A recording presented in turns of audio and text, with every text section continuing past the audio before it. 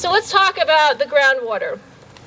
Below our feet, so we're not just at a confluence of these two sacred rivers, but below our feet is a prolific, prodigious amount of water called the Corning Aquifer. And it's a shallow glacial aquifer, and it's one of only 18 primary aquifers in the state of New York. And what a primary aquifer means is a highly productive aquifer, meaning it's really full of water that's used as a source of drinking water for major municipal water systems. So a primary aquifer is big, full of water, and it's the drinking water source for lots and lots of people. There are only 18 of those in New York. Only 1/4 of New York's people rely on drinking water. So this is one of the most important aquifers in the state. And this water, as you know, is now used as the club to smash apart the bedrock in Pennsylvania like a piñata for fracking in that state. And were fracking to be permitted here in New York, which right now it's not, we enjoy this moratorium that many of us are struggling mightily to maintain, then the use of that water and the depletion of that aquifer would only increase exponentially as it's turned as a weapon against our own bedrock here in New York. And that's what we are here to stop today.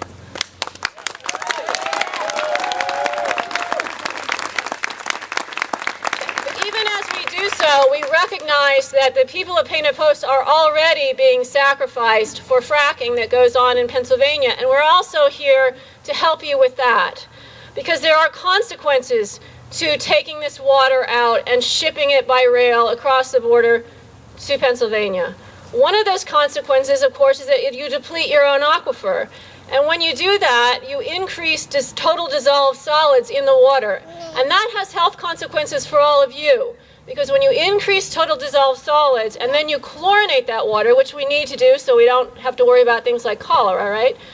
Then you increase the number of what's called trihalomethanes, right? So the more organic solids you have in your water, when you chlorinate it, the more chlorinated byproducts called trihalomethanes you end up with at your tap.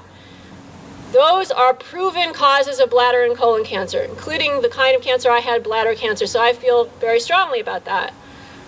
You might think, fine, I'll just drink, water from Fiji or France. Au contraire, because when you take a shower, that's the exposure equivalent of drinking a half a gallon of tap water. So most of our exposure actually comes from inhaling it. You run your dishwasher, you flush your toilet, you take a shower, those trihalomethanes end up in your air, and then you breathe them in. And so you all here are dependent on the Corning Aquifer, whether you drink it or not. Unless you're willing to, spend $10,000 putting a whole water filtration system into your basement. I don't think many of us are willing to mitigate the problems of fracking with that kind of solution. And then you have the problem of these night trains, and those also have health effects. I brought with me the World Health Organization's new monograph, The Burden of Disease from Environmental Noise. And what this report tells us is that even if you don't wake up, if you hear engine sounds at night, it raises your blood pressure and raises the risk for heart attack. And if you are awakened by that, those problems are even worse. So whether you wake up or not, people's health are affected, and people die. People die from heart attacks. We may not know if you are the guy who dies because of the night trains or because of all the sticky buns you enjoy eating for breakfast. We can't put a name on which are going to be the human sacrifices for all the noise at night, but somebody here is going to have a heart problem because their sleep has been disrupted, and because even when you're not wakened up, simply the noise at night raises your blood pressure and interferes with the cardiac rhythms of your heart. That's been shown to be a fact. Moreover, noise at night is linked to cognitive impairment in children.